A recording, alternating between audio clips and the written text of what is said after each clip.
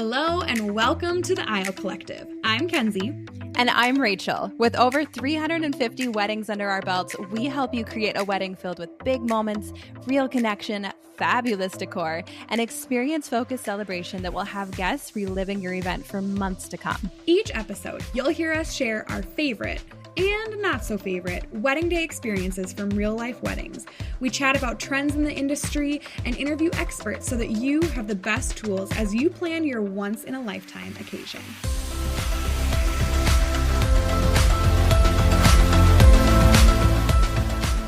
Hi everybody, it's Kenzie. I'm hopping on solo today to answer some of my most asked questions from brides. So, as you can imagine, I have walked with over 200 brides through the wedding planning process, and this means that I have sat through so many meetings answering a lot of the same questions. And so I thought it would be helpful to jump on and help answer some of those most frequently asked questions that I get. So today we're starting with my timeline meeting. So right off the bat, as soon as I book a bride, we sit down and we go over the timeline for the day. And obviously a lot of things can change from the time that you get engaged to the time that you actually get married and you finalize that timeline. But I like to give them at least a framework for the day, like a launching pad. I think it's important to establish with you and your fiance and any of your other planning partners, like whether that be parents, siblings, friends, anybody that's in on your planning process, to sit down and establish like what your guys' priorities are, what you guys are wanting to invest your time in that day, because I hate to be the bearer of bad news, but I do feel like it's so important to create those moments, those special, things that you either see on Instagram or that people talk about for years of, oh, this was the favorite memory from our wedding. Those things don't just happen. Like those candid moments aren't always so candid, and it's important to create them. And so I think making your timeline is huge in establishing what your priorities are for the day. So that's why we sit down and do timeline meetings right off the bat. So for today, I wrote down 3 questions that I get asked a lot about, and these are things that actually take up the most amount of time in my timeline meetings. So I thought it'd be important. First one that I feel like a lot of couples have disagreeing feelings about, and they don't always know this until we get to the meeting, is extended family photos. So generally speaking, most of my clients are in on doing the immediate family. So grandparents, parents, and siblings are usually always a yes. Now I'm talking about extending that out to aunts, uncles, and cousins. And so that's something that you're going to want to talk to your fiance about before the big day or before establishing your timeline is, what photos do we want and what is important. Now, this is also something that's important. I feel like a lot of parents or grandparents have big feelings about this, of wanting that special memory, wanting it for the Christmas card, something like that. So it's important to get everybody's input on before you make a decision. Now, there are 2 different times that I've seen this done at weddings, and one is either right before the ceremony. So, you go from, if you're doing a first look, then you'll do wedding party photos, you'll do immediate family photos, and then generally move into extended family.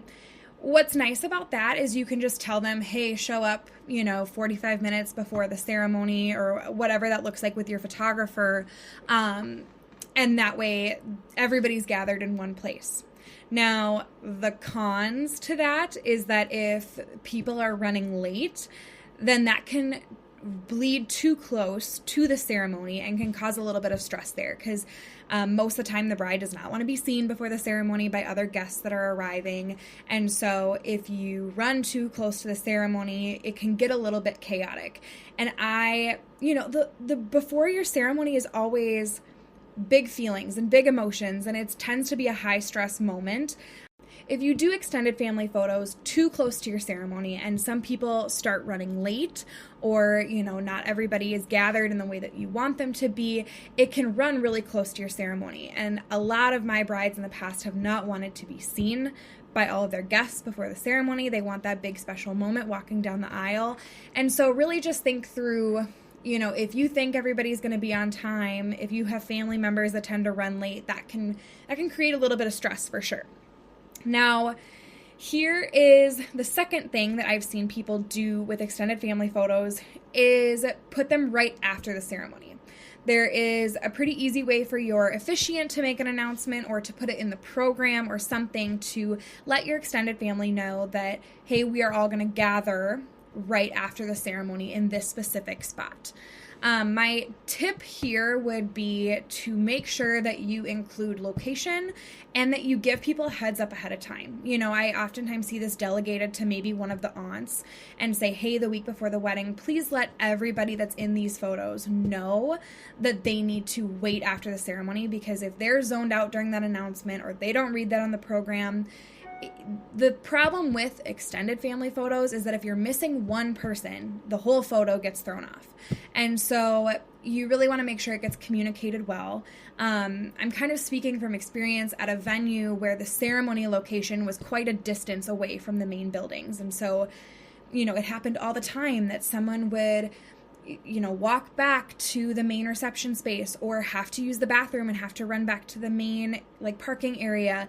And so if you lose one of those people, then it takes time to get them back there.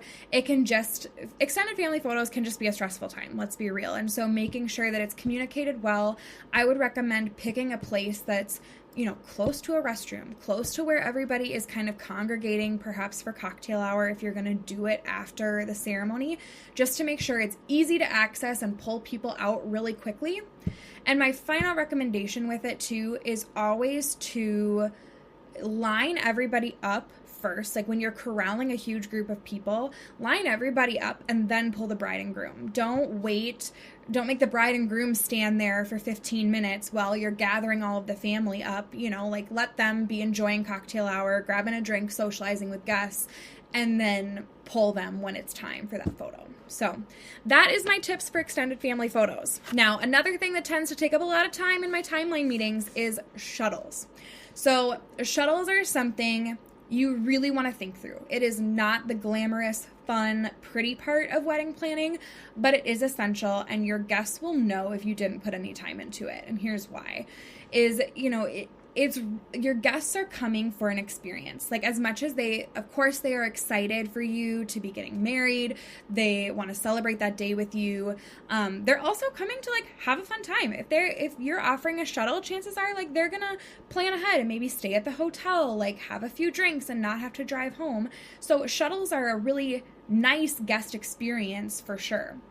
Now, I've seen it way too many times when my clients come to me and they're like, yeah, I have a 200-person guest count and we booked a 14-passenger shuttle.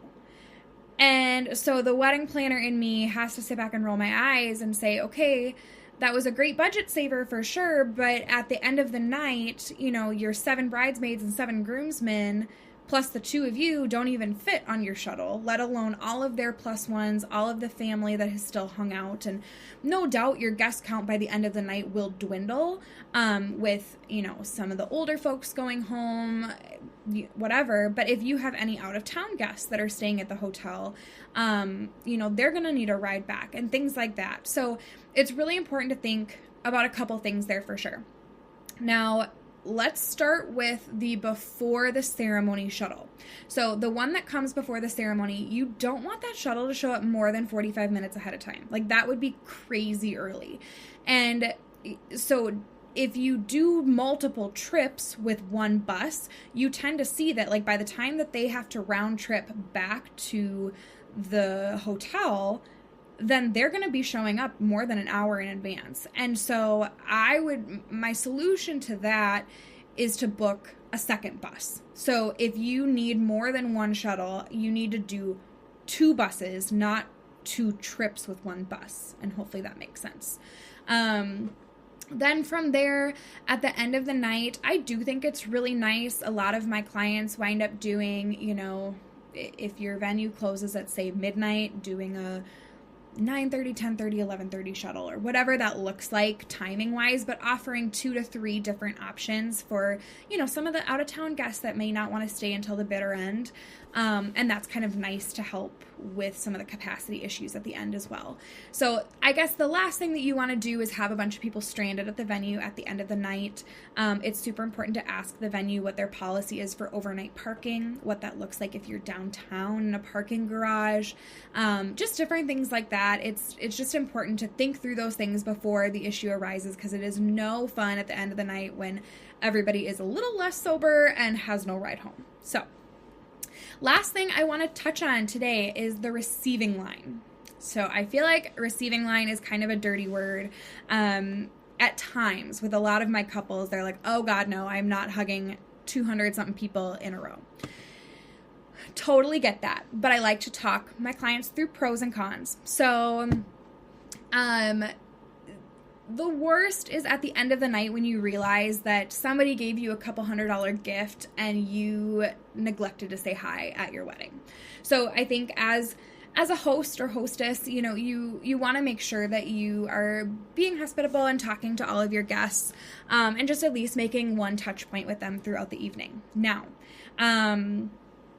so I like to recommend, I am pro receiving line. I think that as painful as it is to hug that many people in a row and say hi, the pros to it is that people understand that they are in a line and they have 10 seconds before the person behind them needs to go. They understand that you're trying to filter through all of these people and they'll keep it short and sweet. One way to speed up a receiving line is to not include the parents or any siblings. While it's a nice gesture to have your parents in on that moment, it gets tricky because then, the in-laws of the opposite side, whether that be the bride's parents getting to know the groom's guests or the groom's parents getting to know the bride's guests, they will inevitably stop and say, oh no, how do you know them? And how did you, how are you involved? And super sweet, but also that takes up time. And so if the bride and groom can just, oh my gosh, thanks for coming, your guest says you look beautiful, great, on with the next one. And you have that conversation, yes, 200 times, but it does speed things up. Also with receiving lines, make sure that you put yourself in a place that is not going to bottleneck the aisle. And by that I mean, as all of your guests are walking out of the aisle, make sure that they have room to stand, because if you're standing right at the end of the aisle, all of your guests are going to have to stay seated until that line keeps moving through. So, final tip with receiving lines is take out your veil, because if 200 people hug you and yank on your veil, you get really crabby. Let me tell you. Okay, so the alternative to a receiving line, if you are not yet convinced, alternative would be to make your rounds at tables during dinner. Now, I always encourage, whether you did a receiving line or not, for you to get up and socialize and have fun, because, you usually eat first as the bride and groom, and so you, do not have to stay seated the entire time while you're waiting for all of the guests to get their food. Now, if you decide that you would like to make that kind of your way of talking to everybody throughout the evening, I would suggest having somebody come along with you. And if you get kidnapped by great aunt whoever, have that person kind of nudge along and say, okay, great, we got to move on to the next table, because there are things that have to happen. You can't move golden hour photos. And so if you're eating up a lot of time during dinner, speeches do have to start so that you can get outside to take some pictures, or whatever your timeline looks like depending on the time of year. So I just think it's important to make sure that you are prepared for that, that you don't get stolen away. There's just a lot of variables with going around to tables at the end of the night. Now, I get a lot of clients also then say, oh, well, we'll just run around, and take a picture with each table. I think that's super fun, and that can be done for sure, but I don't think it quite checks the box for your guests of feeling like they got to interact with you. You ran past, smiled for a picture, and kept going, so they didn't even exchange a hello or goodbye with you. So I would personally suggest, I do like the receiving lines, unfortunately, but you can also do all of the above, just making sure that you take time to invest in hanging out with your guests on your big day. Thanks for hanging out with us. We would love to keep planning your big day with you, so make sure that you like, share, and subscribe so you don't miss out on any future content. Want to weigh in on today's topic or have any questions for us? All of our contact info, sponsors, and links from today's episode are in the show notes below. See you next time.